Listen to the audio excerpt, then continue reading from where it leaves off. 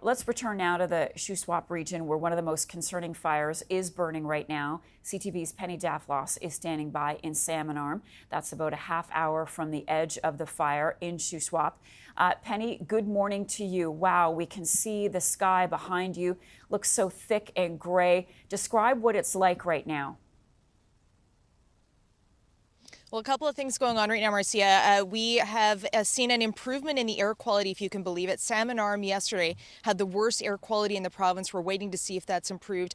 That means seniors in this area, people with health issues have been advised to shelter in place, to stay indoors with the doors and windows closed. It's been quite thick. And considering that smoke is so thick, it's hampering the firefighting efforts because it means really poor visibility.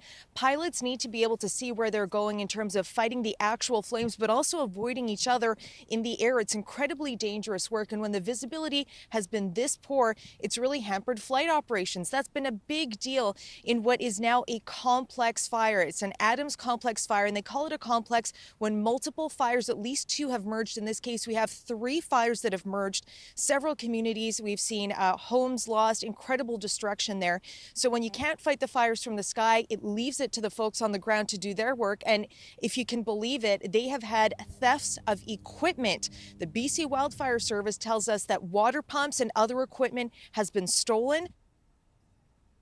People taking it to try to fight fires in their own homes or what they're doing with that equipment, but it's really hampering wildfire fighting efforts that have only been able to be fought on the ground. Really aggressive fire activity here in the SHUSWAP. On Friday alone, it was incredibly hot. The winds were still very active. That fire moved 20 kilometers in just half a day.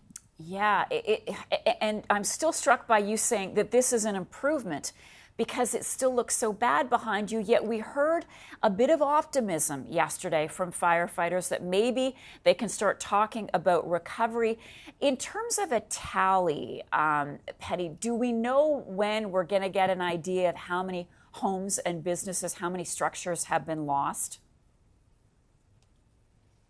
You know, that's exactly what people keep asking us all the time. They're saying, what have you learned? What have you heard? And the problem is they're actually still fighting those fires. So they haven't had the time to be able to go to start with that count to see what has been lost. When can they start rebuilding? Those discussions can't even happen right now. We don't know how many homes have been lost, what kind of infrastructure has been lost. I'm wearing a jacket, which I did not expect to be doing here when you see that kind of fire activity, but all that smoke has really brought down the temperature. That's helping firefighting efforts as well. So that's another cause for optimism. We didn't see the kind of aggressive fire activity we saw yesterday, but there were still new fires, still really hard work happening on the ground to try to get a handle on this. We're going to see, Marcia, if flight operations are able to resume later today. That'll be a big help for firefighters. And you mentioned your jacket. My friends in BC tell me, who are close to the fires, if you go outside for even a few minutes, it smells like you've been at a campfire for an entire weekend.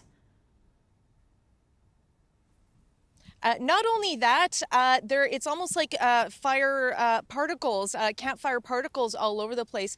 You can't really see it on my jacket, but there are just tiny bits of ash absolutely everywhere. So you just smell smoke. It's omnipresent. You see it absolutely everywhere. And what's more unsettling is it's not just those little bits of fine ash. We're actually seeing pine needles and little bits of like the tips of trees. You can see them completely burnt out. The moment you touch them, they completely crumble. They are ash. They're all over the place, and it's all coming from that Adams complex fire 20 to 30 kilometers from here. So they're keeping a really big evacuation zone, evacuation orders, evacuation alerts, because they are just so worried about this thing spreading. The conditions right now seem to be okay, but it's still considered out of control. CTV's Penny Daflos standing by in Salmon Arm. Penny, please be safe, and that goes for your crew as well.